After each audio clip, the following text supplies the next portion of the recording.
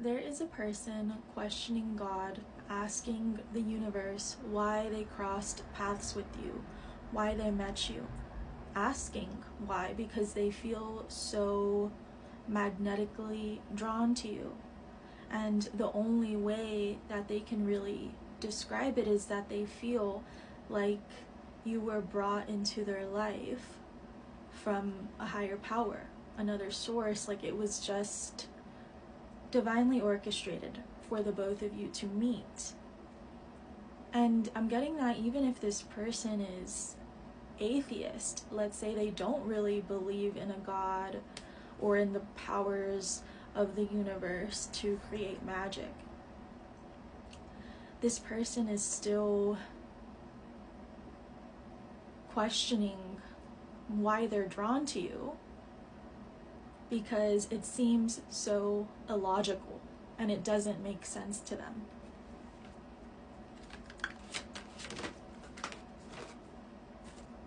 Okay, that's too many cards. Do I want to take it? Okay, I'm just going to take them. So to know this is your reading, this is someone who you would have met in the summer. It doesn't have to be this summer, but you met them during the summer or on a really hot day. Or maybe your first date with this person was getting ice cream or something. Or there's something to do with ice cream early on. But you would have met this person between June 21st through September 21st. So anytime between then. This person, they are someone who has strongly held on to the opinions of others, especially when it comes to what others think about them. And I feel that when it came to you, maybe certain people had their opinions about you, and this person kind of just went along with it, even though they knew deep down they didn't really feel that way about you. They were just going along with what these other people were saying. This could have been family, it could have been friends. It says, I was foolish to believe the opinions of others. I should have trusted my heart more than what others thought about our connection. Please forgive me for doubting our connection.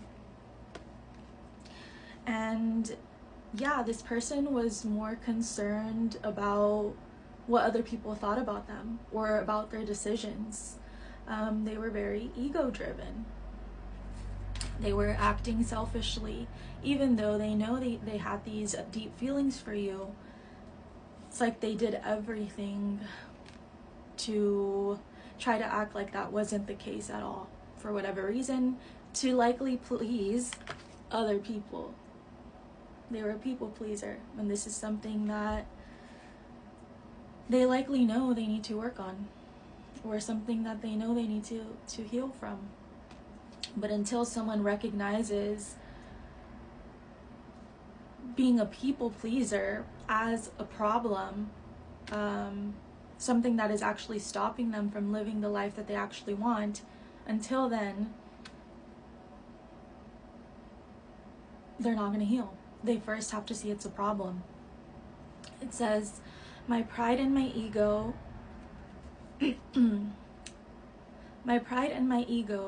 held me back and stopped me from being my true authentic self.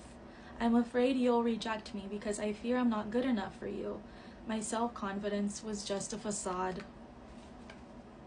Okay, let's get a few more. Age difference. Okay, so another, again, don't make this reading fit. There would have to be an age difference between you and this person. It says, but there was an instant cosmic connection. Maybe you and this person had a similar upbringing or similar childhood wounding or a similar dating history. It says, difference in age, but maturity level is almost the same. I think you had the impression that you and this person were on the same maturity level, but I think their actions have made you question that belief. It says, I know there is a huge age gap between us, and some may even object because of that. However, we are so similar in many ways regardless of our differences. So maybe there were people who had opinions about y'all's age difference.